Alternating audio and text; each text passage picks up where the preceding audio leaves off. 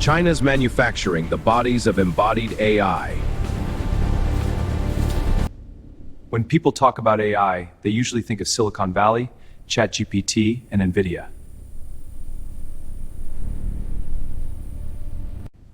China might be holding an equally important card quietly: the robot's body.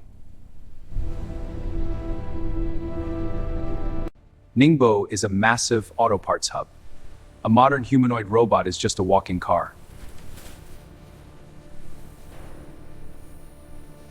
Tesla's Optimus is full of motors, powertrains, and metal structures built for decades in China.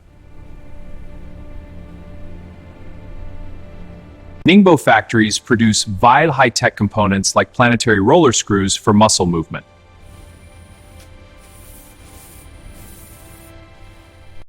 With 6D force sensors, robots know how gently to hold an egg without breaking it.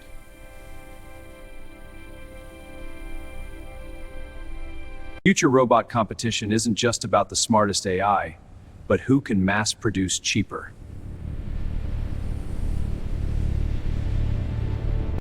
If China drops the cost to $20,000, these tech shows will become the global workforce.